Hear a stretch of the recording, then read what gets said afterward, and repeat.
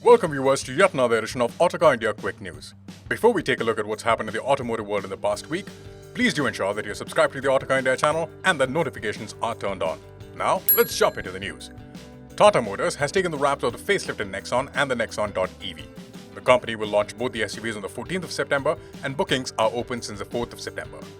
The exterior design of the new Nexon has become quite familiar to us by this point, but here is a look at what's different.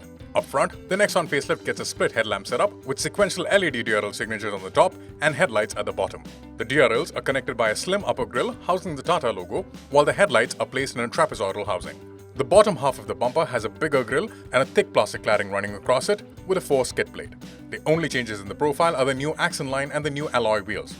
At the back, the Nexon now gets a full-width LED light bar with the Tata logo in the center, and the reverse light has been moved to the bumper. The number plate continues to be housed in the bumper, which also gets a 4 skid plate. The Nexon facelift has a ground clearance of 208mm, which is also the same as before. Unlike the previous generation, the new Nexon.ev sports more differences in styling, making it stand out from its ICE counterpart.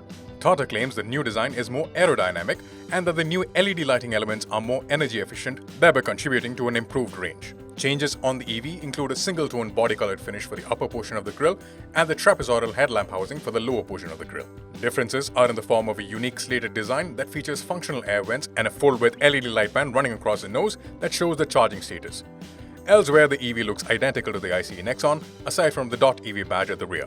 Moving on to the interior, the Nexon facelift gets a 10.25-inch touchscreen, a 2-spoke steering wheel, slimmer AC vents, and a dashboard that features fewer physical buttons. The dashboard also gets leather inserts, along with carbon fiber-like finish. The Nexon facelift also gets a 10.25-inch full digital instrument cluster, which can be customized to display navigation as well. Other features in the top-spec Nexon include a 360-degree camera, connected car tech, a wireless charger, ventilated front seats, air purifier, and more. Safety features on the Nexon facelift include 6 airbags as standard, ESC, 3-point seatbelts for all seats, ISOFIX, as well as emergency and breakdown call assist. The interior of the Nexon.ev, meanwhile, is largely similar to the ICE Nexon aside from subtle changes, such as a traditional-looking gear lever in place of the rotary drive selector and a larger 12.3-inch touchscreen with an all-new user interface. Other features in the top-spec Nexon.ev facelift include a 360-degree camera, connected car tech, a wireless charger, ventilated front seats, air purifier, fast-charging Type-C ports, single-pane sunroof, JBL-branded sound system, voice commands, over-the-air updates, and more.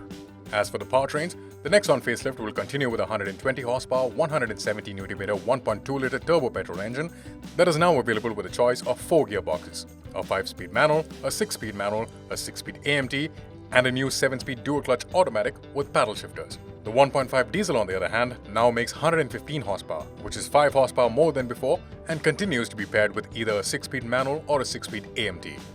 The facelifted Nexon.ev is offered in 2 trims, medium range and long range. The Nexon.ev medium range continues with a 30 kWh battery, while the long range continues with a larger 40.5 kWh battery. Though the battery sizes are the same, the range has increased. The MR now has an ARAI claimed range of 325 km, while the LR has a claimed range of 465 km, both of which are 12 km more than before. It gets 4 levels of brake regeneration that can be controlled through the paddle shifters. As for output, the MR produces 129 horsepower and 215 Nm of torque, while the LR produces 145 horsepower and 215 Nm of torque. Tata claims a 0 to 100 km sprint of 8.9 seconds for the LR and a top speed of 150 km per hour. Both versions now get a 7.2 kW AC charger as standard, with which batteries can be topped from 10 to 100% in 4.3 seconds for the MR and 6 hours for the LR.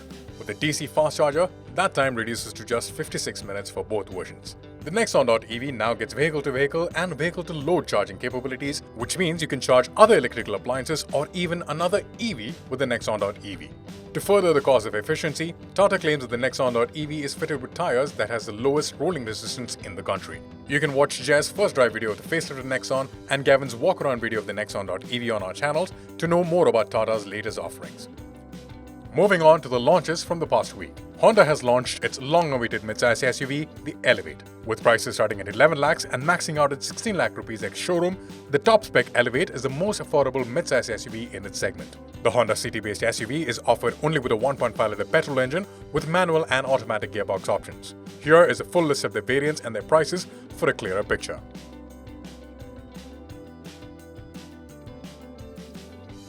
We have seen the SUV numerous times since its unveil in June, so here is just a quick recap on the Honda Elevate. When it comes to the exterior design, Honda has given a boxy styling to the Elevate and it features a large grille up front that is flanked by LED headlights. Over on the side, it gets slightly flared wheel arches, thick plastic cladding and 17-inch alloy wheels that are similar in design to the ones seen in the facelifted City.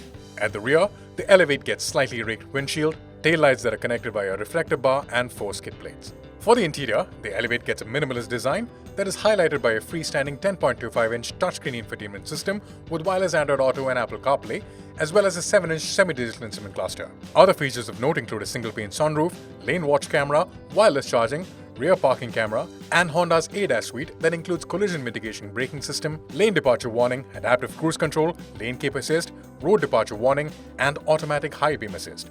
You can get a more detailed understanding of the Elevate from Gavin's first drive video on our channel. Volvo has launched the new all-electric C40 Recharge for an introductory price of 61.25 lakh rupees ex-showroom. The C40 Recharge is essentially the XC40 Recharge refashioned into an SUV coupe and is the brand's second EV in its India lineup. Unlike the XC40 Recharge, which also has a petrol counterpart in India, the C40 Recharge is only available in an all-electric guise. In terms of design, the C40 Recharge gets a steeply raked rear windscreen, a redesigned tailgate, and a tail lamp assembly with slimmer tail lamps and new reverse lights. There's also a new 2-part spoiler, one on the boot that's blacked out, and one on the roof with a unique twin-pod design aimed at improving aerodynamics. The C40 Recharge also exclusively gets pixel LED headlights that can adjust lighting power and avoid dazzling oncoming traffic. The interior is familiar, with the dashboard design continuing with a 9-inch portrait-style touchscreen, flanked by slim AC vents, wood inlays on the dashboard, and a 12.3-inch digital instrument cluster. As far as equipment is concerned, the C40 Recharge gets an Android-based infotainment system with direct access to Google Maps and Assistant, a panoramic sunroof, wireless phone charging, a 360-degree camera, a full suite of sensor-based ADAS tech with autonomous driving, connected car tech, powered front seats with driver-side memory function, heating and cooling, a dual-zone climate control system, and a premium Harman Kardon sound system. The underpinnings and powertrain configurations also remain unchanged from the XC40 Recharge. It gets a dual-motor setup with a 78 kWh battery pack that has a claimed range of 530 km on a single charge on the WLTP cycle or 683 km as per iCat. Thanks to the newer generation battery and better aerodynamics, the range has been shot up massively over the SUV's claimed 418 km range. Volvo claims it can sprint from 0 to 100 km per hour in 4.7 seconds and is capable of being fast charged to 100% with a 150 kW DC charger in 27 minutes. Joining the latest trend of blacked out special edition models, MG Motor India has launched the Aster Blackstorm edition at 14.48 lakh rupees to 15.77 lakh rupees. Here is a price list of the Aster Blackstorm edition.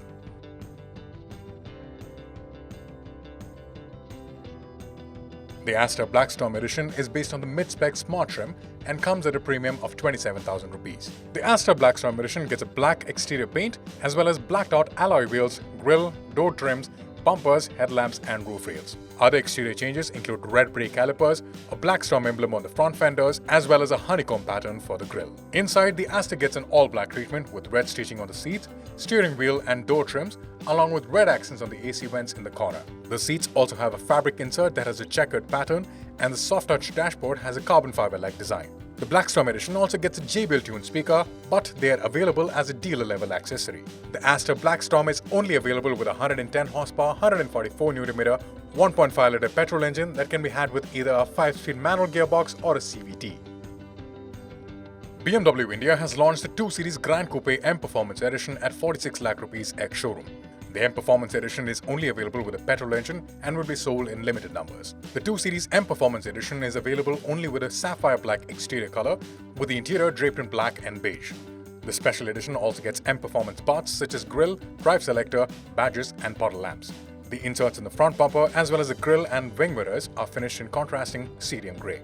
In terms of features, the 2 Series M Performance Edition comes with 2 10.25-inch displays, one for the instrument cluster and the other for the infotainment system. Other features include a wireless charger, head-up display and a 10-speaker sound system. The 2 Series M Performance Edition comes only with a 2-liter 4-cylinder turbo petrol engine that produces 179 horsepower and 280 Nm and is mated to a 7-speed dual-clutch automatic gearbox. It can do a claimed 0 to 100 km per hour run in 7.1 seconds. Hyundai has updated the Venue and the Venue N-Line SUVs by giving the 1-liter turbo petrol a new gearbox and ADAS tech. This makes the Venue the first SUV in its segment to feature driver assistance systems. This update has come with a premium though, so here's a breakup of the prices of the Venue and the Venue N line. With the update, the Venue gets a price hike of 20,000 rupees. The Venue N line on the other hand sees a more modest price hike of 9,000 and 13,000 rupees.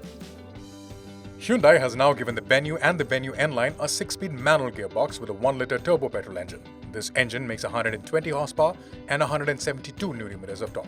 The turbo petrol engine can also be had with a 7-speed dual-clutch automatic gearbox.